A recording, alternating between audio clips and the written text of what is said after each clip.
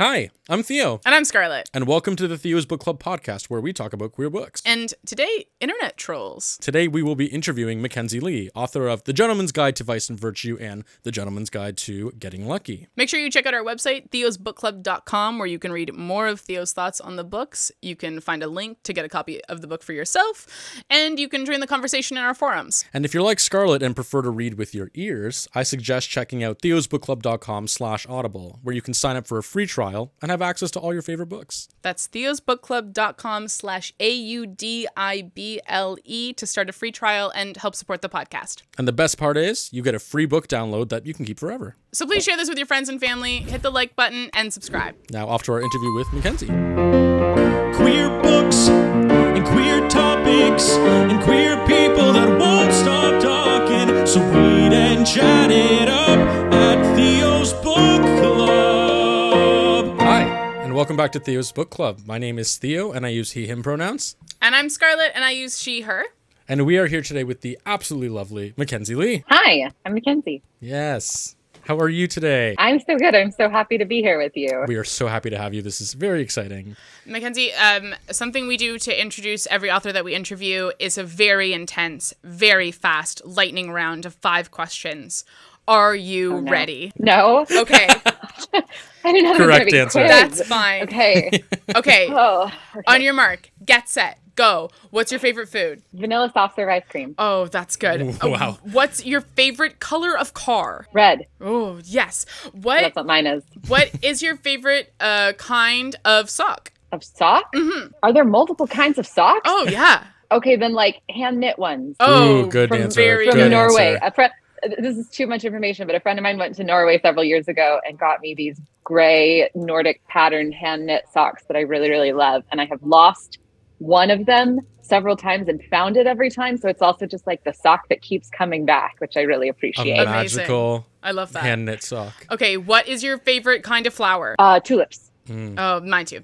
And Also, my brain definitely went to, you said flower, and I was like, baking. What kind of flower? I love King Arthur. would have accepted. Unleavened whole wheat. Would have Also accepted that acceptable answer. There's like a notorious interview or an internet famous interview with, I think it's Demi Lovato, that someone's like, "What's your favorite dish?" And she's like, "I gotta say a mug." It's my favorite thing It's ever. very, what's the Miss Congeniality line? Your favorite date? April 28th. Yeah, Yeah. April 20th. And last question, where are you from? Originally from Salt Lake City, Utah. Cool. And where are you now then? You said earlier, just before we started rolling, that you moved. Yeah, I'm in Los Angeles now. Very nice. I think we know everything there is to know about you Every now. possible I think thing. we covered all the bases. Yeah. Should we get into the book? You said we had a quiz, and legitimately my heart started racing. Talks a little bit about the perfectionism anxiety I have, that I'm like, gotta pass this. Yeah, we definitely harbor that over here as well. Yeah. Yeah.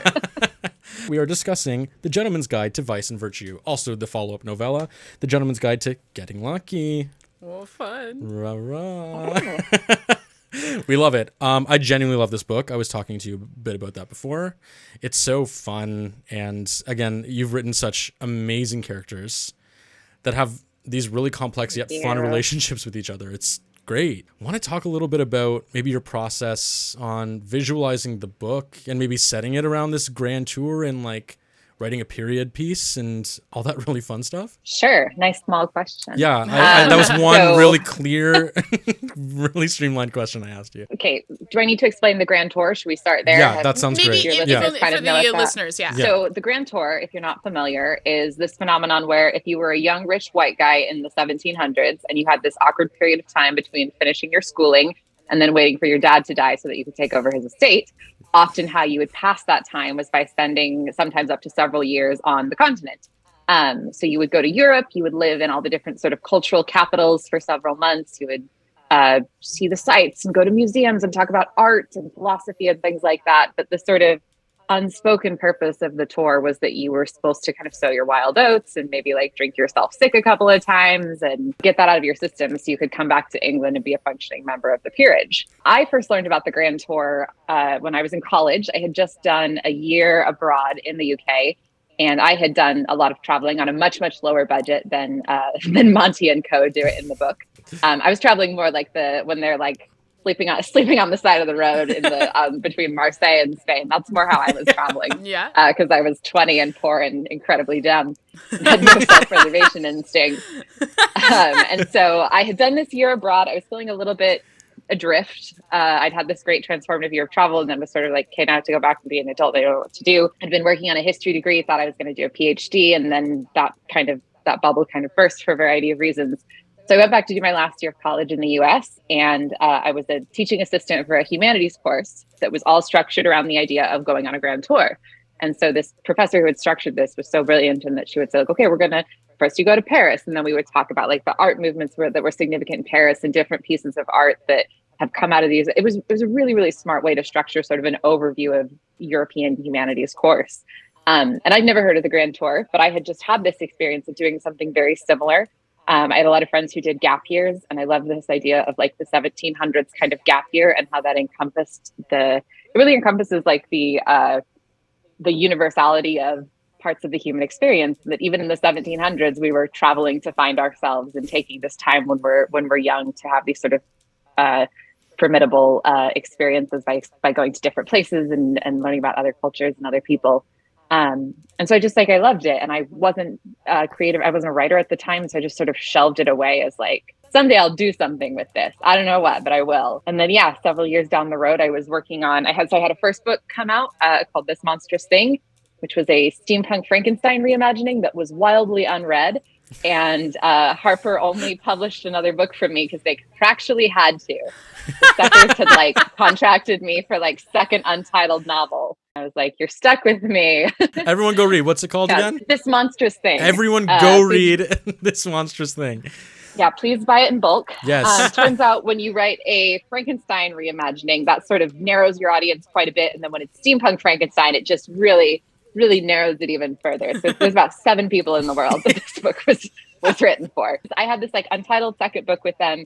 I was drafting something else, and it spoke to my mental state at the time that it was a really sad book about Chicago steel mills in the 1890s. And it was like, everybody was like losing their limbs and getting cholera and dying when they were 25 from smoke inhalation. And it was just like a miserable, sad book. And I was feeling very miserable and sad, and sort of like my career was over before it began, and just not enjoying myself very much. And I was struggling to write this book. And so I decided I was going to just write something fun that was just for me. And sincerely, I did not think anybody would ever read it. And my rule was, don't do any research, because I was like, I don't want to do research. I just want to like have fun writing it. And I eventually went back and like padded it out with the research. But when I started it, I was like, we're just doing our like fun version of the 1700s. It's going to be the adventure novel that I love. Like, I love the sort of it's like Indiana Jones, like Pirates of the Caribbean, or like Scarlet Pimpernel or Treasure Island, like this kind of old school adventure stories. And nothing is too audacious, and nothing is too strange or weird or outrageous, which is why there's a scene where Monty runs naked through the gardens of Versailles. And so like, I'm just gonna write this fun book for me. And then it got to a point with the Sad Chicago Steel Mill book where my editor was like, so we either need to basically rework this from the ground up, or maybe we should start thinking about looking at a different project. And so suddenly this book that I didn't think anyone else was ever going to see was like the only thing I had on deck. So I dusted it off and showed it to her. I wouldn't say she liked it right off the bat. I think it was kind of like, okay, this is it. Better than the Steel Mill. Then I wrote a real book, and then some people read it, and then I wrote a couple more. So how did you get then from finishing your history degree, thinking you're going to do a PhD, and that following through to a 2-book publishing deal with Harper? What's the middle bit in there? The middle is an MFA that I really didn't think through. Glad I did it, but also like I look back on how little thought I put into that very expensive decision, and I can't recommend my younger self's decision-making process to anyone. I did a history degree. I wanted to be an academic. And then I went to the UK. I was studying the Wars of the Roses, specifically women in the Wars of the Roses. And there was a social historian I was working with over there. And she kept scoring me really low on all my papers. And I finally went and had a conference with her. And I was like, why do you hate me? And she said, you can't write dialogue for Richard III in your academic paper. And you can't write scenes about Henry V, like pacing the battle of, like, I was basically writing like War of the Roses fan fiction, and turning that in as my academic papers. Incredible. And she was like, you can't do this. And you either need to maybe rethink how you write, or maybe we need to find somewhere else that your writing would be better suited. So it wasn't that I like didn't realize what historical writing was until that moment. It just kind of occurred to me after doing this year of work with her that like, this wasn't the way I wanted to write. It felt so like the stuff I was reading as an academic felt so inaccessible. It felt so difficult to slog through. It didn't feel like an accessible way to write. And I wasn't reaching many people with the way I was working at the time. Academia is so exclusive and so limited in its scope. And so I wanted to do something more fun. I wanted to tell stories. Like that's what it came down to. And when you're a historian, there's certain limits on the way that you tell those stories, namely the truth. And so I came back to finish my degree and sort of didn't know what I was going to do, and had an advisor tell me I had just wasted 4 years and nobody would take me seriously in an MFA program. So maybe I kind of applied just as like revenge on her, and then got into this MFA program and moved to Boston, did the MFA and had a fantastic experience. It was so wonderful to have 2 years of just sort of like focusing on my work and focusing on my writing and taking it seriously and being surrounded by people who were taking it seriously. And then I was really lucky that This Monstrous Thing was my thesis project in grad school. It sold about 2 weeks after I finished my degree, which is a great way to shut down the what are you going to do with an MFA in creative writing questions that everybody asks you after you graduate. So highly recommended. We love revenge. Yeah, revenge advanced degrees. It's a very expensive form of revenge. I hope you're enjoying the podcast so far. We've really enjoyed talking to you about the books today. We just want to take this moment to let you know about Audible. Really fantastic service where you can actually listen to books. You don't have to read. How cool is that? If you go to theosbookclub.com/audible, that's theosbookclub.com/audible, you can start a free trial today. And the best part is you'll get to download a book and keep that one for free. So after you've heard it, you can hear it again whenever you want. Audible. Noise. Something I want to talk about next is myself, who absolutely adores this book, and I know other people who do adore this book are drawn towards it because of the queer themes and the discussion of queerness in the book, and like Monty's exploration of his own sexuality. The other two novels that follow the other Montague siblings, do these queer themes follow through those books as well? Is there a through line through those? Do you want to talk a little bit about that and the rest of the series? Part of what I really wanted to do with Gentleman's Guide was write a queer history book and write a queer adventure novel and let characters who are typically not the heroes of this sort of archetypal story that I really love. I wanted them to be the heroes. And in the case of Monty and Percy, I was like, I want to write about a bisexual character in history. I want to sort of push back against this idea that nobody was gay until Rent came out in the 90s. Right. Or even this idea that if you were gay before like 1990 or whatever, you had to be sad and oppressed and you couldn't be with the people you loved and everyone was in these like sexless, loveless marriages. I hate those ideas, and I hate the way we talk about sexuality in history as this sort of monolithic, miserable experience rather than what it was, which is that it, just like today, it varies enormously by so many factors: your location, your sexual or your gender identity, your socioeconomic station, your religion. Like all these factors go into the queer experience, and we just don't sort of grant that individuality in history. Mm-hmm. So I really wanted to write about. With the first one, I went in really wanting to write specifically about sexuality in history, and writing a book where the main character's sexuality was both incidental to the story, but also a really important component. Because in my experience, that's how sexuality is. Like it's something that affects everything you do while also not being the defining characteristic of your life. Yes. It's a weird balance because we talk about, we want incidental queerness. And then you see media with incidental queerness and everybody's like, well, this person wasn't like, they didn't think enough about being bisexual. And then you get the books that are like just about queer people and their identity. And they're like, this book is just about a gay person. Gay Right. people are more than just gay. All of these things are true. Let's do all of these things. And let's publish a lot of books about queerness so we can have all of these stories and know that none of them are right or wrong. To go back to your question though. So the first one was very consciously about sexuality in history. The second one I didn't plan to write. That was one that HarperCollins came to me and said, could you do a second one? And I said, yes, I'd love to write a second book about Monty and Percy. And they said, no, we'd really like a Felicity one. And I said, no, I really think I want to write more about Monty and Percy. And they were like, fine, you can try it. And so I wrote about 50 pages of a Monty Percy sequel and then came crawling back to them. And I was like, okay, you're right. Because the problem with it, like the first one is all the main sort of tension of the book is the sexual tension between Monty and Percy. And it's a spoiler, but I say this all the time because I want people to know, in spite of the fact that it's a historical queer book, it is an unabashedly happy ending, which is what I really wanted going into it. When you have two characters that end up together, and that's sort of the big narrative momentum of the first book, then in the second book, you lose the sexual tension. Then you have to create tension in other places, which is why these, like, there's a lot of young adult series, I think, where like they get together at the end of the first book, and then the second book is them like fake fighting for the whole time, or just like fighting in a way that doesn't make sense. Yeah. And that's because you've lost the sexual tension, so you have to create some other kind of tension. My editor smartly saw this before I did, and so I was like, okay, I don't want to make them fight. Let's just write a little novella about them having sex. Yeah. So which is the perfect sequel. It's just it ended up being follow up. It ended up being exactly what it needed. So yes. very, very happy with where it turned out. But it took a couple false starts. And so when I started writing about Felicity, who's the little sister who's featured a little bit in book, she's sort of a minor character in book one, but is still very prominent and had a big presence. I wanted to write about women in history in the same way that I had written about sexuality, and talk about how this is, a piece of Felicity's identity that's integral to everything she is, but not the only thing she is. Yes. And so it ends up becoming sort of a book about her learning how to take herself seriously as a woman, but also how to take other women seriously, and other women who have not made the same choices or who do not express their femininity in the same way she does. Yeah. And that was something like, I as a kid and a teenager, I was very not like other girls. And that was a hard lesson for me to learn. It was like, there's no better way to be a woman. You don't have to be a man, but you also don't have to like be into these really like traditionally feminine things. And so I wrote that book very much like for kind of a younger version, not even a younger version, a version of myself that's still unpacking this constantly.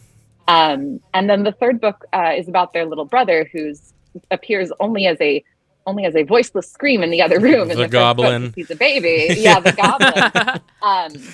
And so I wanted to write about another thing that is close to my heart, unfortunately, which is mental illness. And I wanted to write about, again, in the same way with queerness, we don't really talk about it in history. We kind of act like it's a new phenomenon, but I wanted to write about mental illness in a historical context. And so that's what the third book became. And the queerness is present throughout because those tenets of sort of sexuality, women's history, and mental illness are not present in just one book. They end up floating through all of them because all the characters are in them too. So you have Monty in the first one learning about his sexuality, but also he's dealing with PTSD. He's had an abusive dad his whole life. He's dealing with really crippling self-esteem issues. Felicity came from that same home, so she's also dealing with like sort of a abusive neglect for her whole life. In the first one, Monty's figuring things out about Felicity and trying to learn like, oh, so you also have a separate deal because you're a woman and I've never thought about this before. And Felicity has to sort of consider like, okay, so I was raised in the 1700s. Everybody thinks gays are bad at this time. Right. But this is my brother and this is Percy, and they clearly love each other. And then all of that carries forward into the third book with Adrian, where he's interacting with them. And there's a couple of, I tried really hard to put in side characters who are also all of these things, who are women, who are mentally ill, who are queer, who are not white, all of these things we sort of don't think of as necessarily populating European historical adventure novels. So to answer your question that you asked 25 minutes ago, yes, the queerness does kind of continue through all the books. I love that. I just want to say I'm obsessed with Felicity, like upholding the ideals of the time, but also not caring. She's like, yeah, Monty, you know what you do is a sin. But then like also doesn't care. It's like, yeah, no, that's my brother Monty. He's a sinner, but it's a vice. It's so good. I grew up in a really religious community. Mm-hmm. And so I had like kind of a similar journey to what Felicity goes through a lot, which is this initially like you're brought up with this religious idea of homosexuality as a sin, and you don't ever challenge it because it gets told to you a lot when you're little, and that's really formative. And then you start to like meet people and you're like, okay, so this doesn't line up. What I'm seeing doesn't line up with what I was told. And then maybe you start to recognize something about yourself and you're like, so what I am experiencing now doesn't line up with what I'm told. And it's not overnight. It's something that takes time, and it takes self-reflection, and it takes letting go.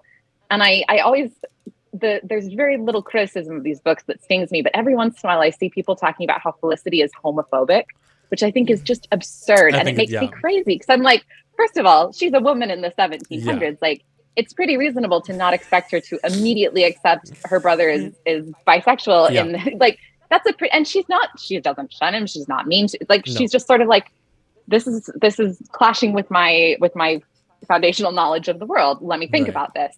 And it makes me crazy because it's just such an unrealistic expectation that everyone we meet is 100% going to accept everything about us immediately, because we all come from different places and we have Right. different baggage and different ideas, and it doesn't make us bad people. It just makes us people who have to learn and reevaluate. Yeah, I never once saw Felicity as homophobic. I just thought it was literally hilarious that she was like, it's the nonchalance of like, yeah, no, you do bad things, Monty, but it's fine. Like, and again, like it would, I think it's only, I think she's way more concerned about like his drinking. Exactly. And, like that is really the things like that.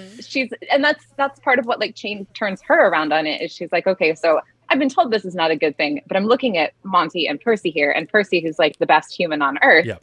How is this a bad thing? Like, Yeah. how is this person who makes my brother happy, who makes my brother better, who makes my brother want to be like healthy and healed and work on himself for the first time? How could that possibly be a bad thing? And she never tells Monty not to be with Percy, which is like, that would be the homophobic thing. She's like, no, you can't. Right. Like, if she was like, no, you can't do that, it is like really, really bad. You're disgusting. Like that never happens. It's almost like she's Do you want regurgitating. to go ideas. argue with people on Yeah, Goodreads? absolutely. Yeah, come find me. Yo, people on Goodreads. Let's Bye. talk about it. Come here. You out next time. Good.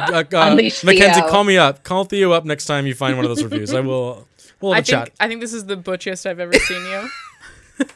Yo, Felicity's not homophobic, dude. Come on. Did you even read the book? No, it's great. She's such a badass too. She's like 15 and like switches the covers of her novels with medical books so she can secretly study medicine without her father finding out. Love that. Do you wear clothes? How about shirts? This is a really cool one from everybody on stage. They're sick. Watch this. Wow! You've never seen someone put on a shirt like that before. If you want to get one of these cool shirts, go to everybodyonstage.com/Theo and use the code Theo for 20% off. Theo's doing it. Do you have a favorite quotation from the book? Oh, I do. This is going to be such a pivot because this quote makes me cry. Okay, brace yourselves, everyone. This really, Gird your loins. really gets to me. I'm a very emotional person, Mackenzie. So a lot of this book, I feel we're going to talk about this quote, and then I have a bone to pick with you about how I feel personally called out from so many things in this book. I accept this. All right. One of my favorite quotes from the book. It's near the end. Okay. So spoilers. Spoiler. Biggest spoiler. If you haven't been spoiled already. We are not broken things, neither of us. We are cracked pottery mended with lacquer and flakes of gold. Whole as we are, complete unto each other. Complete and worthy and so very loved. Okay, so I do understand maybe why that made you cry. Yeah. Oh, because my it's- heart. When you say that's near the end of the book, that's literally the last page of the book. I think it's somewhere near the end. Yeah. No. Oh my God. It's a theme that is so throughout the whole book. Like this idea of like, we are not defined by the bad things we've done. Broken things can be beautiful again, depending on how they're put back together, right? Like that is such a beautiful part of the book. And Monty has these reflections like quite often. And Mackenzie, do you want to talk a little bit about kind of, I guess, Monty's journey or maybe your journey with like this idea of feeling broken, but not letting it define you, or how we're put back together, you know, leads us to where we go? Yeah. So at the start of the book, Monty is sort of feeling like he's on this inevitable path.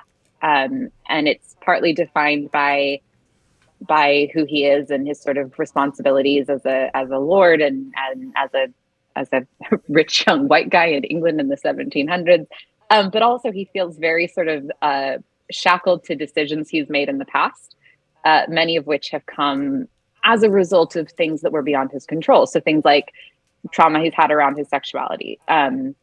He has an abusive father who's really done a number on his sort of self-worth.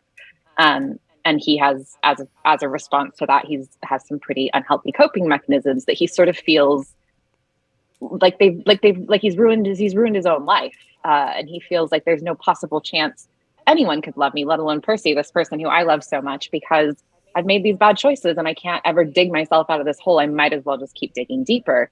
And the whole book for him is sort of recognizing that we don't love each other in spite of the bad things we've done. We love each other because of them and how we move forward, and how those things and how we move forward from them, most importantly, shape us into the people we are. And also that there are so many things about ourselves that are intrinsic and that we sometimes feel like we can't love, or that someone, it's like, I hope somebody loves me even though I'm like this. when really that's not the way we should think about ourselves, and that's not any way to have self-worth. And it ends up that Percy has things he's also dealing with. And also the whole book is sort of Monty recognizing too that the people around him, they also experience this, that everyone goes through this. Everyone has a life that is more than just sort of the pieces that touch yours. We're all main characters in our own story with these with terrible things we've done and great things we've done and things we hate about ourselves and things we think no one else, if anyone else ever found out, they couldn't love us. And so the whole book is him sort of learning to accept those things, both in himself and both in other people, and recognizing that he's not the only damaged person in the world. Right. And that doesn't disqualify him from love or from existing or from his life meaning something. Yeah. That's like beautiful. really, really beautiful stuff. Yeah. And that's the selling point of the book for me, I think. That's the thing I connect with the most, I think. Not being defined by the things we've done. Right. We are coming to the end of the podcast, but we do have one more very important question. And Mackenzie, this, like before, is a test, so be ready. Oh no! I just got my heart rate under control. And we're gonna get it back up again. I think this question is. I've asked it to several other authors, but I think you are the most qualified to answer this one. Maybe in classic literature, is there a character that is not written as queer, but in your mind is obviously gay? Fudge. Okay. I feel like so many. Now I'm like forgetting every book I've ever read. The first place my brain goes is Jo March in Little Women. Oh, yeah. such a good answer. I think you could do a queering of Little Women so easily. The only thing I think that's missing is like the close female friend that she has this sort of like queer subtext with, like Anne of Green Gables and Diana. Oh, definitely. Like Jo doesn't have she's got her sister, so that doesn't work. Right. Relations. But I'm like, if there was like a close female friend in Jo's life that you could sort of, I think you could queer Little Women pretty easily. If that film in the 90s, the Winona Ryder Christian Bale film, wasn't a bisexual awakening for, I'm not gonna say me, but probably me. Oh boy. I had it with Florence Pugh, and she's not Jo, but Florence Pugh in the new Little Women. Like, good grief! And now she has her septum piercing in her short hair. Don't get me started about it. Don't get me started about it. I mean, like, Laurie. From the windows of the J. Crew I walked by all the time. And Laurie's a fairly... I think Laurie's a little queer. Oh, yeah. I guess it... Yeah. I see them being, Jo and Laurie being little queer babies. Yeah, definitely. That's why they were such good friends. Yeah. And then they Laurie's were both closeted friends. Well, that's why also Laurie's like alone in this house across the street, and he's like, look at that house full of girls. Right. I want to go play dress up with them. Exactly. Like, it's a little...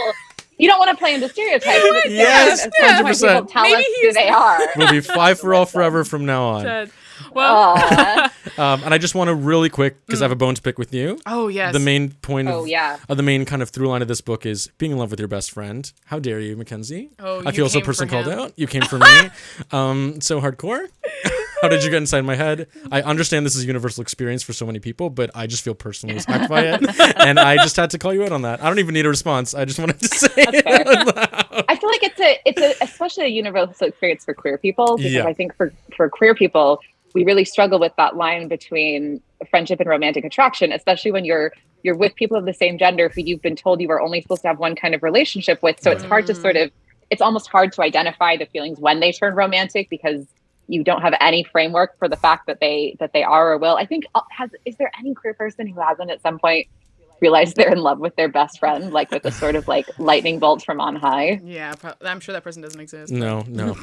So honestly, because of these books, I've had so many lovely interactions with so many lovely people, and heard just like incredible stories from people about how these books have affected them. And it's amazing, and it's such a privilege. But one of my most favorite things to come out of this is actually a person who wrote to me and said after they read this book, they had they realized they were also in love with their best friend of years and years and years, and went and told her, and they are now married. And I follow them on Instagram and watch their beautiful queer love story. Oh my God, incredible. And it just like, I'm like, okay, my work's that's done. So precious. Also, I think that's the cutest place to end this, because there's no way anything we say will be better than that story. Right. Plus, these people have cute stories, and I just yelled at you about it. So I think maybe it's our natural kinds finish. of people in the world. Mackenzie, where can people find you online? I'm at the Mackenzi Lee on Instagram. Amazing. And not really anywhere else. Lovely. And Great. you can find me fighting with Felicity haters in the comments of this video, Perfect. which I will be doing. So please check Appreciate it. Yeah. Thank you so much for talking with us, Truly, Mackenzi. thank This you. was fantastic. So Thank great. you for having me. Incredible. Lovely to talk to you both. Yes. Bye. All right. Thank you. Theo's Book Club is executive produced by Greg Carruthers for Everybody on Stage. This episode is written by Robert Popoli and Chelsea Jane Bray. Our producer is Janice Niles, with production assistance by Alicia Tablin, directed by Greg Carruthers. Our theme song is written and performed by Robert Popoli and mixed and mastered by Rob Russo. TheosBookClub.com.